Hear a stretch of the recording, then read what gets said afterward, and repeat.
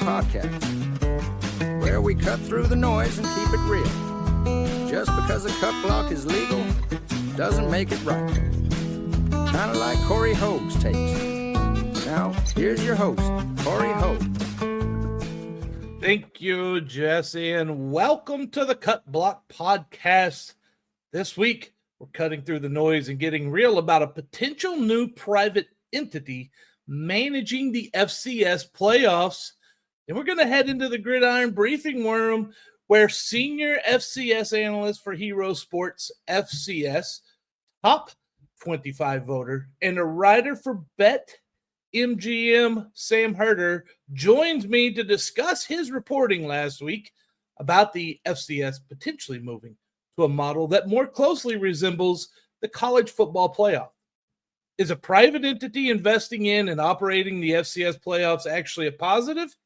We're going to discuss that and ask Sam to give us a view on where FCS teams fit in the national picture this year. And of course, closing things out with the weekend warm up. It's my personal viewing schedule for the weekend. My name is Corey Hoag, proprietor of CoreyHoagSports.substack.com. You can find me on any social media channel that you enjoy at Corey Hoag Sports. It's all one word, CORYHOGUE Sports. I'm most active on Twitter, Facebook, and Instagram. Don't forget to like, subscribe, and review this podcast wherever you listen. It truly makes a difference. And you can find every episode on our homepage, thecutblock.podbean.com. It's time to head into the trenches. And the FCS playoffs are one of the best things in college football. 34 teams fight it out for a true national champion on the field. But there's a problem that's been hiding in plain sight for years. It's money. It's a common problem. Right now, the NCAA runs the FCS playoffs. That means they control the purse strings. Schools that host playoff games are required to pay significant hosting fees up front. And the NCAA keeps most of the revenue from ticket sales. The result? Hosting a playoff game often turns into a financial loss for the very teams who've earned the right to play at home. Think about that. Winning on the field can actually cost you off it. Now, new pitches on the table, and it doesn't come from the NCAA. There's a private equity firms, yes, the same kind of big money investors who move in on pro sports are eyeing the FCS playoffs. They believe the postseason is undervalued. Their argument is simple. TV ratings for FCS playoff games are strong. There's a loyal fan base, but the financial model is broken. The NCAA isn't maximizing sponsorships, media rights, or even ticket sales. So what is the new proposal? Move the FCS playoffs out of NCAA control and into the hands of a new private entity. Think of it like the college football playoff at the FBS level. The investors would handle the business side, media rights, sponsorships, revenue distribution. Schools and conferences would, in theory, see bigger checks. And most importantly, hosting a playoff game wouldn't be a punishment on your budget. On the surface, it sounds like a win. But it does raise big questions. First, control. Who's calling the shots under this model? If private investors are running the playoffs, does that mean conferences and schools have less say in how the postseason is structured? Second, priorities. Investors are in this to make money. That doesn't always line up with the mission of college athletics, which is supposed to put student athletes first. Then there's the issue of access. Would a private model still guarantee wide participation across all conferences? Or would it slowly tilt toward the programs with the biggest followings? Think North Dakota State. The ones that deliver the best TV numbers. Montana State. If money becomes the driver, history tells us inclusivity usually takes a back seat. But here's the other side. Schools and conferences are bleeding cash under the current setup. If private money can stabilize the postseason and make it profitable, maybe that's the trade-off the FCS has to consider. This is a fork in the road for the FCS. Stay with the NCAA and a playoff model that's financially broken, or roll the dice with private equity promising more money and more exposure. Either way, this is not a small decision. It's one that could reshape the future of FCS football and maybe even set the stage for other NCAA championships to follow. So here's the question that lingers. Is this about protecting the tradition and spirit of the FCS playoffs? Or is it time to acknowledge the business side and give the game a financial backbone it desperately needs? We're going to discuss all that and more with Sam Herder coming up soon. But first, the Cut Block Podcast is listener supported. And if you have the means, I'd be honored to have you as a paying subscriber over at CoreyHoagSports.substack.com. Paid subscribers get every story delivered right to their inbox. Annual subscribers get 6 months free. And founding members, I like to call them all-stars, receive early access to post, plus my undying love and gratitude. It's time to head into the Gridiron Briefing Room, where I am joined by the senior FCS analyst for Hero Sports FCS. He's a top FCS top 25 voter and a writer for BetMGM, Sam Herder. Sam, I really appreciate you taking the time to join us today. Yeah, of course. Thank you for having me. You bet. Well, this week we're talking about your reporting from last week about the FCS playoffs potentially being operated by a venture capitalist firm. So let's start with exactly what are these private equity groups are proposing? Is it a full takeover or more of a partnership with the NCAA?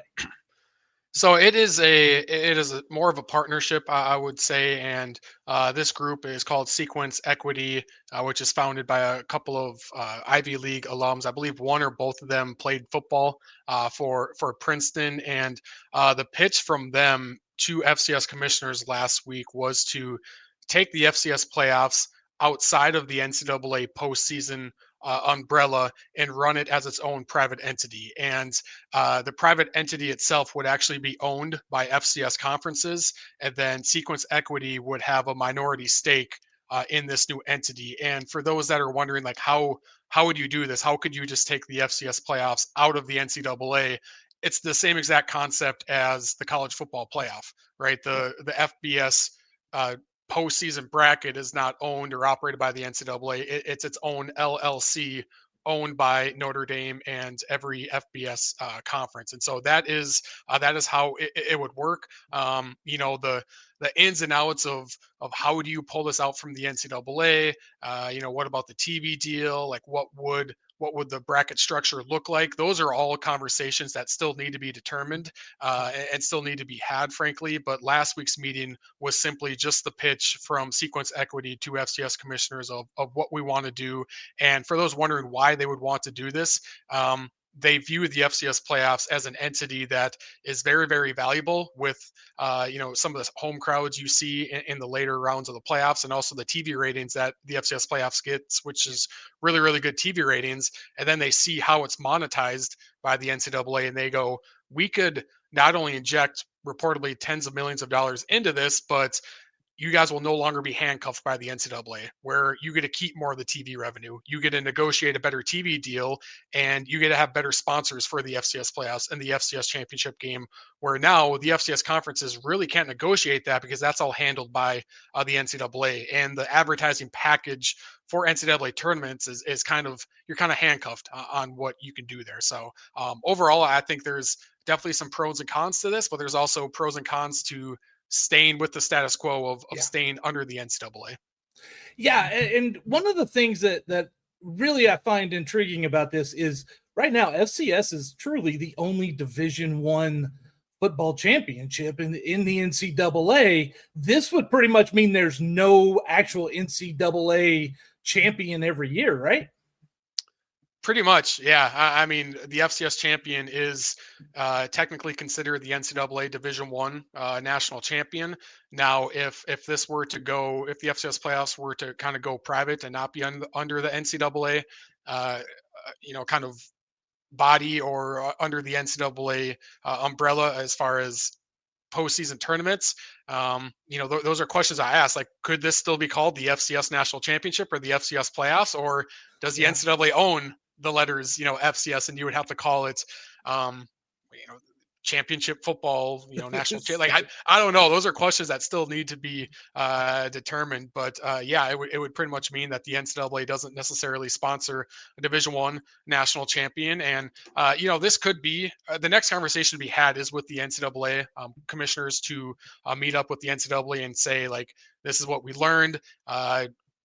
We're somewhat interested in this. Maybe we're not. Like, it's still kind of in the growing phases. But if we were to move forward, how would this look from the NCAA perspective? Would the NCAA be willing to hand this off to a third party to run and operate? I'm sure if they did, there would be some type of guarantee because the FCS playoffs are a part of the NCAA kind of bundle TV package that they have with ESPN that involves volleyball and baseball, softball, women's basketball.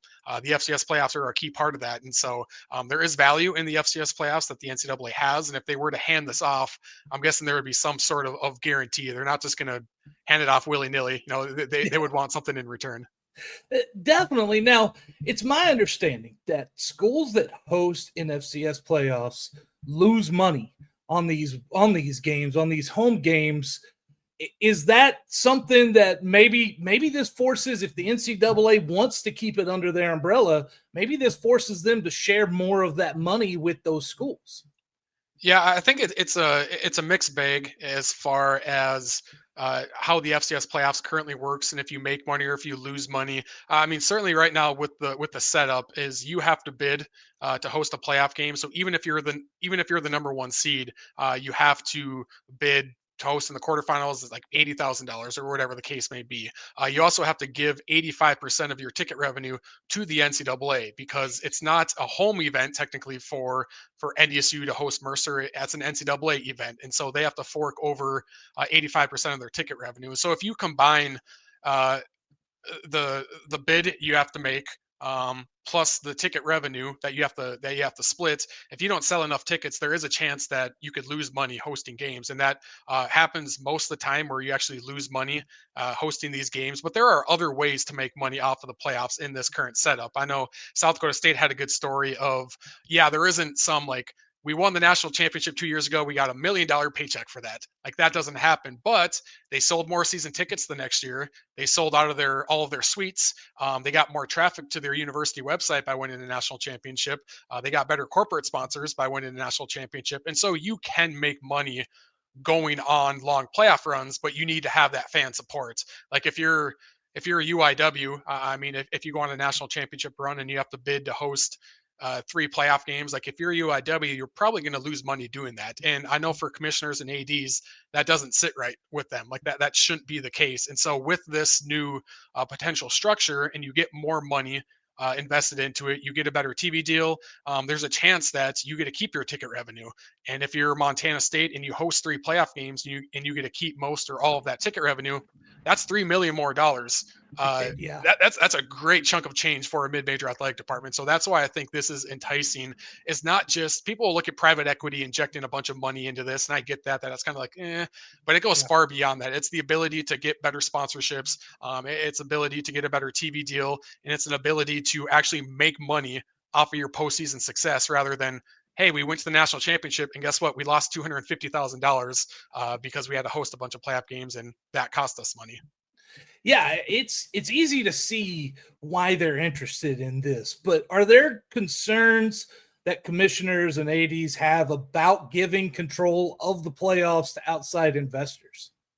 Yeah, I definitely think there is that concern, and that's why Big Sky Commissioner Tom Wistersill told me, like, they're going to tread very lightly or tread very carefully on going down this path, and they're interested and intrigued enough to take this to the NCAA and keep the conversation going. But this is a long ways from going final, right? I mean, the commissioners have to talk amongst themselves. Each conference has to talk amongst themselves. as far as the ADs and presidents and how interested they are in this. And you have to have conversations with the NCAA, conversations with ESPN. And so I think there is excitement to this, but I don't really get a sense whether this is going to cross the finish line or not cross the finish line. But there definitely are some cons and concerns with this. I do think one thing that is at least a little bit reassuring is this isn't necessarily handing off the FCS playoffs to this private equity firm and saying, all right, it's all yours, because the FCS conferences would have ownership over this, and the FCS conferences would have the ability to determine what type of bracket they want to do, what type of structure they want to do. Now, with that said, like, let's not be naive here. The sequence equity, the reason they're doing this is because they expect to have a return on investment, right? They're not just doing this for charity and saying, yeah, we're going to do this great thing for the FCS because we love the FCS.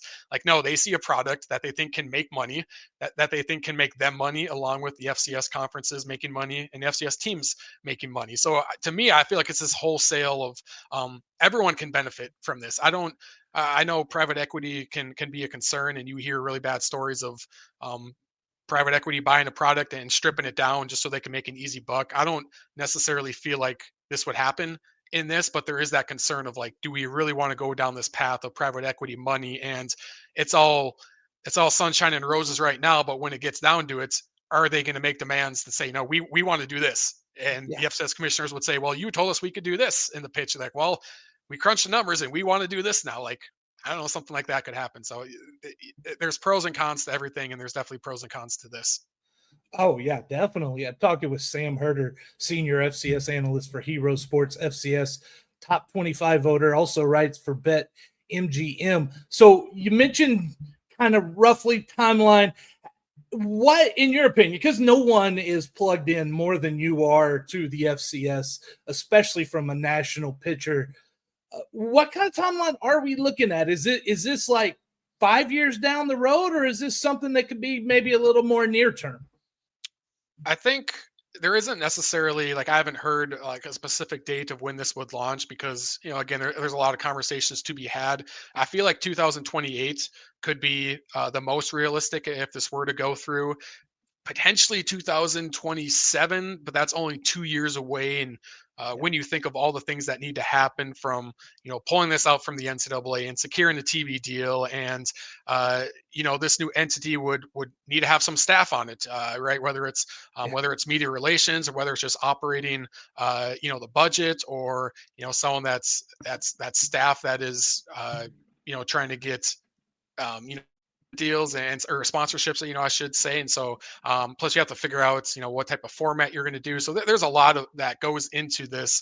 So I would expect if it were to actually launch, it probably wouldn't be for another few years. And I don't even know, like, what the timetable would be to, like, put the final stamp of approval, like, okay, this is going to go through. Like, it could take another year for this to really cross the finish line and say, okay, we're moving forward with this. Or in 3 months, I could hear the commissioners say, you know what, it was really exciting, we made some progress on it, but at the end of the day, it was too much of a risk for us, and we're comfortable with being under the NCAA. And so we eventually told them thanks or no thanks. Like, that could happen in 3 months, or in a year from now, we could hear that there's a new FCS playoffs that's going to hit in a couple of years. I really don't know just yet on the exact timeline.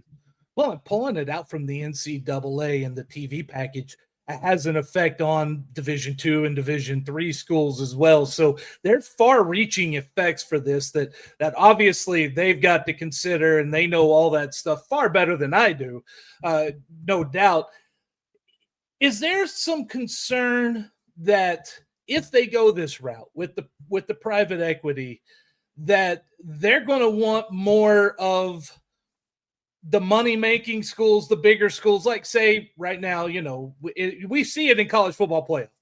Yeah, you've got the Southeastern Conference, Big Ten fighting for more seats at the table. Is that a concern for commissioners right now as well? Yeah, I think that could be a fair concern, but we already kind of see that right now. I mean, there's kind of the sneaky suspicion that there's some weird things going on behind the in the room behind closed curtains, as far as how, the NCAA, I mean, they want return on investment as well with where things sit right now. And, there are examples of like a blue blood team like Montana getting to host a playoff game when, sometimes in the past, maybe they didn't deserve to host a playoff game. But all of a sudden you find out that, hey, their first round game is going to be at night on ESPN2. You go, okay, well, that makes a little sense. That's, maybe ESPN or the NCAA kind of nudged the committee that say, hey, we want Montana to host a first round game because, that's going to make us a couple more bucks. So I already think maybe that's going on a little bit. That's more conspiracy theory than like someone actually tells me like that has happened. Like no one's told me that stuff like that happens, but you can kind of read between the lines on some of the decisions. So we already see that already, but certainly when there's more money at stake, I could certainly see a reason of why the private equity would push for more brand names to get into the playoffs. But at the same time, like how much would that really move the needle? Like if you think about it, let's say it's between the last team to get in is between Southern Illinois and third place Lamar. Like, is Southern Illinois like really going to move the needle a lot? Like, we're going to make more money putting the Salukis in over Lamar. Like, I don't know. We're not talking huge brand names here when it comes to the FCS. Most of the time, Montana State, North Dakota State, South Dakota State, probably Tarleton State, like those teams are already probably going to be comfortably in. So I don't envision like a controversial, Montana got in and they're 6-6. Like, something fishy was happening. So I don't know. There isn't like that many brand names in the FCS compared to the FBS where like Alabama gets in because they're Alabama. Yeah. Well, I know Southland Conference Commissioner Chris Grant would love to have a two bid. And, I think they're close as well. I do want to ask you about kind of a national picture because we were talking before we started recording about how many solid Texas FCS teams there are this year. You mentioned Lamar, you mentioned Tarleton, there's Abilene Christian. There, and then one of the best stories this year is down in the Valley with UTRGV in that home stadium they have there at Vacker. Already one of the best home field advantages, at least in this part of FCS. How do the best Texas teams, though, like Tarleton, maybe UIW, Abilene Christian, those teams, how do they compare to those national favorites like a North Dakota State and a Montana?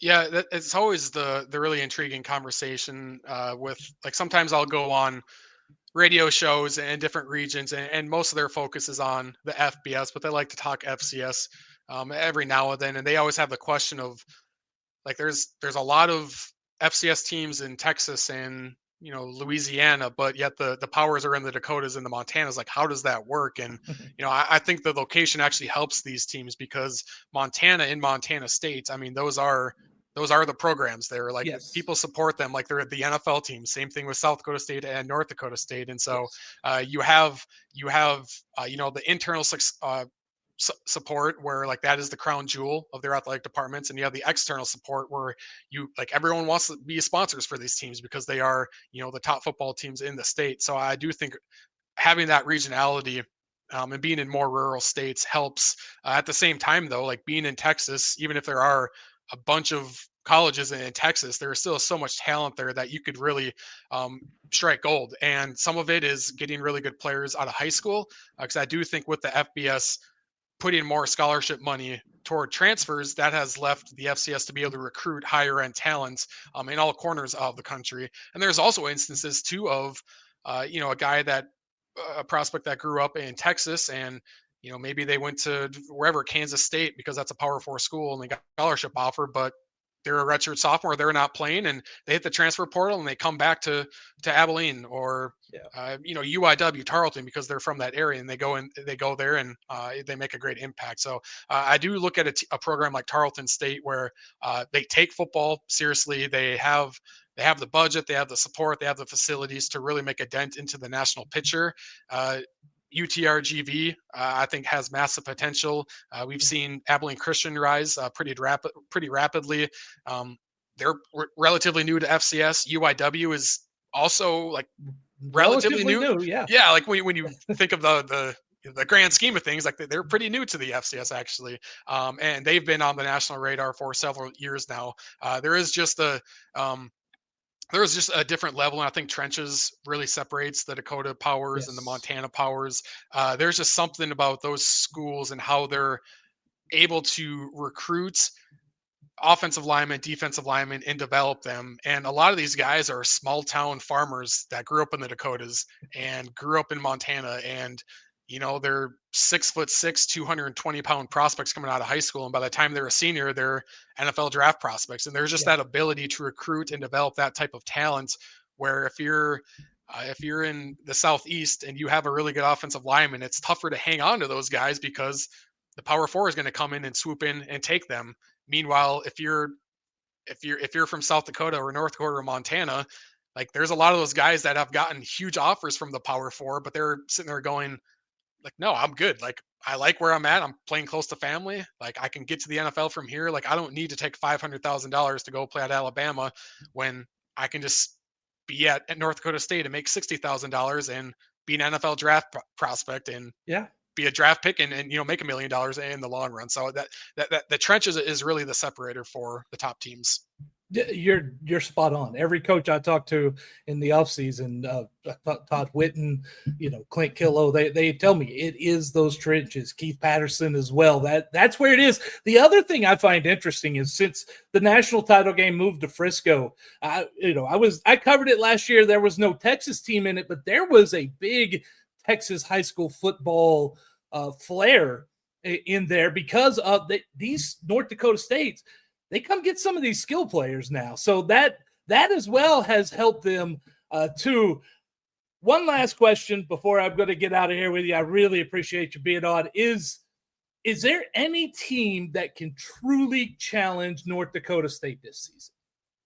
Oh yeah, I think there are a couple. I think South Dakota State is definitely going to be in that mix. I've really been impressed with the Jackrabbits. I think both Montana schools have potential as well. The Grizz already have a couple of ranked wins, and we saw Montana State go toe-to-toe, and it was every bit as good as South Dakota State earlier this year. They just came up a little bit short in double overtime. So I do think, while NDSU to me is like if you said, all right, Sam, 3 seconds, pick a national title winner, even odds, you have to put $100 on it. Like I would say NDSU instantly, but I don't necessarily think this is 2018 NDSU or 2023 South Dakota State where it's them versus the field. And if anyone knocks them off, it'd be a surprise. Like I do think NDSU is the favorite, but I wouldn't be surprised to see South Dakota State win it all this year. I wouldn't be surprised to see one of the Montana schools win it all this year. And I think Tarleton State is in that conversation as well. There's always that team that bubbles up to contend with those top teams. It was UIW, a few years ago. It was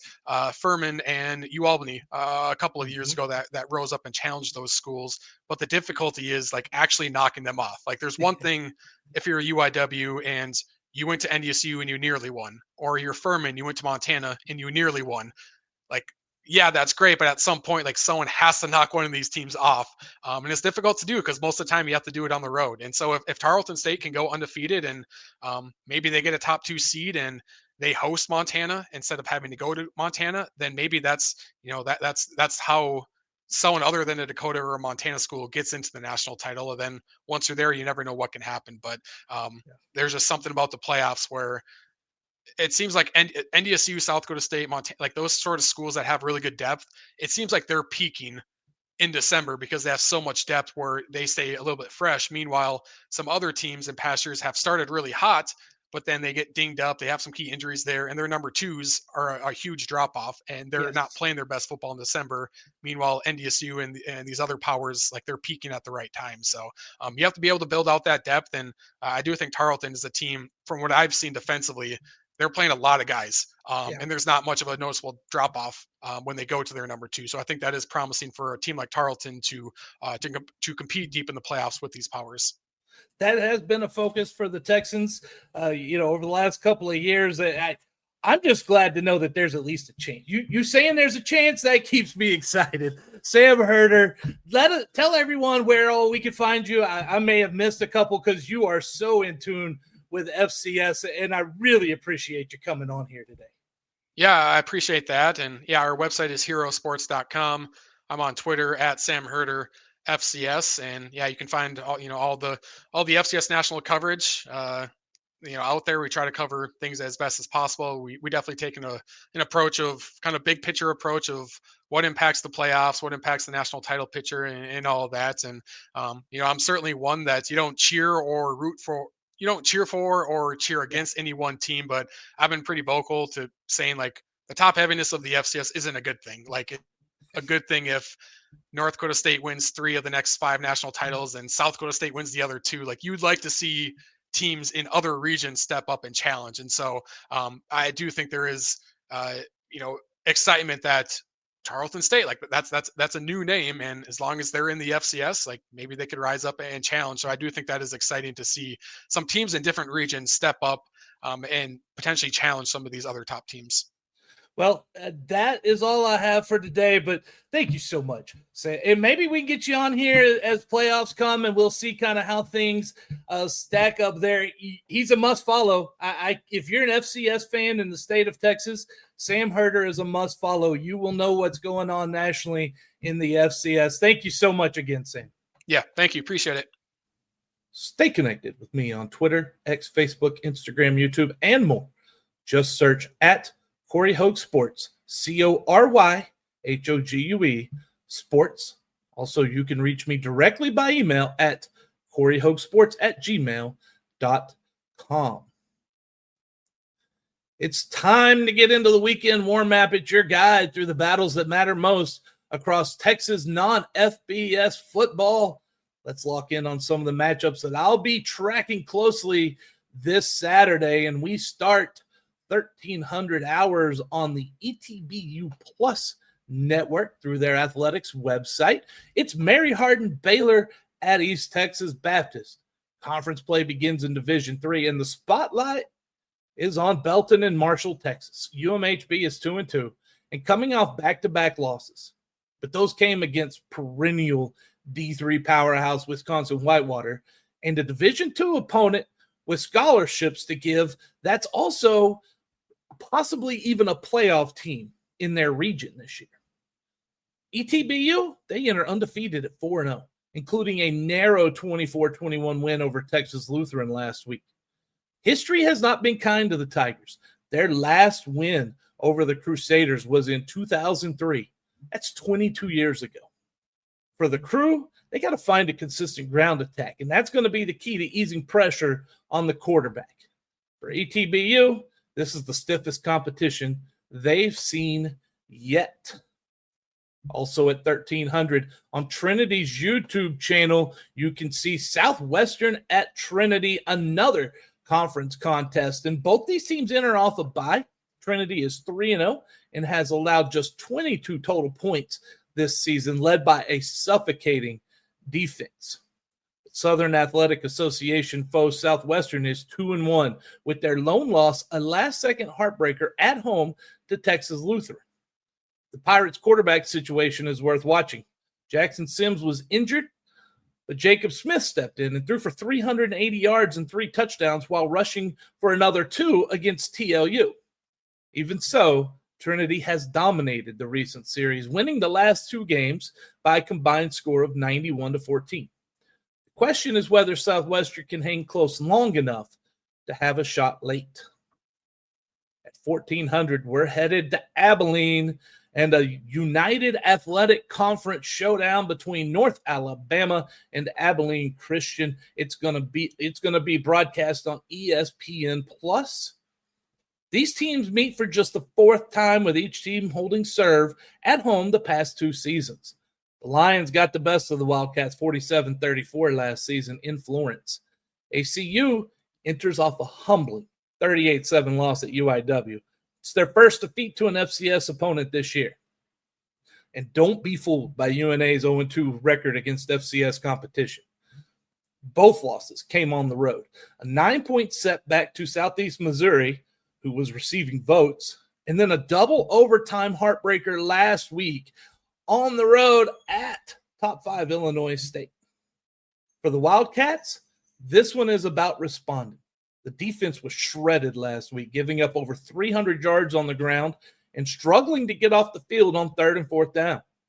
With ranked opponents ahead in West Georgia, Southern Utah, Tarleton, ACU cannot afford to stumble here if they want to stay in the UAC title race or the FCS at-large playoff picture. At 1,500, it is a big-time Southland Conference matchup between Nichols and Lamar, also broadcast on ESPN+. Nichols and Lamar are squaring off for the 16th time, and the series has been very tight. Lamar leads overall 8-7. They've protected their home turf in recent meetings, while Nichols has usually handled business in Thibodaux. Lamar is undefeated against FCS competition and riding the momentum of a 35-32 thriller over Central Arkansas after building a big early lead last week. That's on top of their signature win over then number 4 South Dakota. The Colonels, meanwhile, they haven't found their footing since shocking UIW in week 1. They've dropped 4 straight games, including losses to ranked West Georgia and receiving votes Eastern Kentucky. Lamar's secondary was torched last week, and their third down offense has been rough. But they've made up for it in the red zone and by winning the turnover battle. Nichols needs answers on both sides of the ball to avoid a 5th straight loss. Also at 1,500, we head out to New Mexico Military Institute and the Wool Bowl, where Tyler visits the Broncos on TSBN Sports. Tyler has been dominant to start the season at 3-0, but they had a battle last week before pulling away from Northeastern Oklahoma A&M with 21 unanswered points in the fourth quarter. Nimi is coming off a bye after falling 34-21 at Blinn. Look, the Broncos have struggled at home in recent years. They're 4-7 since 2022, but the Wool Bowl can be a tricky place to play. In the SWJC FC, nothing comes easy. And if Tyler doesn't bring its best, the Broncos could make things uncomfortable in Roswell. Also, 1,500, another SWJC FC matchup. This time, Trinity Valley is at Blinn, also broadcast on TSBN Sports. And in this conference, the playoff race is always brutal. And this game could shape who gets in. Navarro and Tyler look like the front runners. That leaves 2 spots open for a crowded pack that includes both Trinity Valley and Blinn. There's 4 teams that fighting for 2 spots. The Cardinals come in rested after a bye, while Blinn needs to regroup from a 31-10 loss at Navarro, where penalties and mistakes piled up in the second half. Trinity Valley has shown they can be tough against the run. They shut down Cisco, but they struggled against Tyler's ground game. Blinn has been a bit up and down. They dominated Nimi in the ground attack, but getting overpowered by Navarro. Both sides have had issues with interceptions as well, so turnovers could swing the outcome. In a league where every week feels like a playoff elimination game, this one could be the difference between playing in the SWJC FC playoffs or staying home. And then we switch to the evening games, to the nighttime games, however you want to call it. It's 1,800 hours. We head back to San Antonio, where Stephen F. Austin visits the UIW Cardinals. This one broadcast on ESPN+, and this rivalry has been building some heat. Saturday marks the 9th meeting between the schools. Lumberjacks lead overall 5-3. But UIW made San Antonio a nightmare for opponents recently. And for the Jacks, who can forget their unforgettable overtime playoff win in 2021 when, future NFL first-round draft pick Cameron Ward was the quarterback. That was his last victory for UIW, as a matter of fact. Last season, the Cardinals edged the Jacks 27-20 in Nacogdoches. SFA has rebounded from an 0-2 start with 3 straight wins, including their conference opener against McNeese. Cardinals come in off a dominant 38-7 win over ACU, pounding out 301 rushing yards. The challenge for SFA is winning away from Homer Bryce. They're just 3-11 on the road since the start of 2022. Meanwhile, UIW has turned Gale and Tom Benson Stadium into a fortress with 9 straight wins and 25 victories in their last 26 contests. The stakes couldn't be higher. SFA wants to prove their streak is real, while UIW can't afford to slip to 0-2 in Southland play. The action continues at 1800 in Stephenville, where Southern Utah visits Tarleton in another UAC showdown, also broadcast on ESPN+. But Tarleton's the best team in Texas right now. They're undefeated at 5-0, and they are just crushing folks. But Southern Utah is better than their 1-4 record shows. The Thunderbirds have faced 4 straight ranked opponents. They lost by just 3 to 2 of them. Losing 3 by just 3 points, including a 27-24 loss to West Georgia last week. This is a dangerous game for the Texans. They've had a bye week to rest and prepare, and they'll need to bring their A game because the Thunderbirds won't be rattled by the environment or the ranking.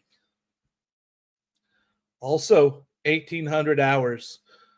This could be the game of the week on Flow College. It is a Lone Star Conference showdown between 2 top 10 teams and one of the biggest Lone Star Conference games in recent years. UTPB comes in red hot, led by second-year head coach Chris McCullough, who won his 30th game before the age of 30. He is only the 4th coach in the history of college football to accomplish that feat. That's incredible. And the Falcons, look, last week they had a statement win over Midwestern State, and earlier they opened the season over then number 5 Central Oklahoma. But Angelo State and head coach Jeff Gersh, they're unbeaten as well. They've got quality wins and extra week. They're coming off extra rest, They're coming off a bye week. Statistically, these are 2 mirror images. UTPB averages 38.7 points per game. Angelo is at 39. Defensively, both are among the best in the nation. The difference so far has been turnovers. The Rams are +8. The Falcons are +3. The play of the quarterback might decide this one. Angelo State could get star quarterback, preseason LSC Offensive Player of the Year and reigning LSC Offensive Player of the Year, Braden Fuller back. Though backup Caden Smith has been steady as his replacement when he got injured. UTPB counters with Cannon Gibson, West Texas A&M transfer, and a Wink native who can beat you through the air and on the ground. This one feels destined to go the distance, and the winner takes a massive step towards the LSC title. And finally, 1900 hours, we head back to the Valley Rally. The Valley as Houston Christian visits UTRGV on ESPN+. Houston Christian had a bye week to regroup after 3 straight losses, including a narrow 26-23 defeat to Northern Colorado. They've been very competitive, and redshirt freshman running back Zyshawn Edwards has flashing playmaking ability. But the Vaqueros continue to prove that it belongs at this level, and they showed fight in a 45-31 loss at Southeastern Louisiana. Quarterback Eddie Lee Marburger has been sharp. Robert and Janet Vacker Stadium is quickly becoming one of the best home field advantages in the FCS. Another sellout crowd is expected, and this atmosphere could give the Vaqueros the boost they need. That's your weekend war map. It's lots of great battles to watch this weekend. And I want to give a big thank you to everyone joining me for this episode of the Cut Block Podcast. I'll be back with another episode soon, bringing you more unfiltered truth and fearless football talk, if I can speak. Until then, stay safe. And remember, just because it's legal doesn't make it right. Just like my tapes.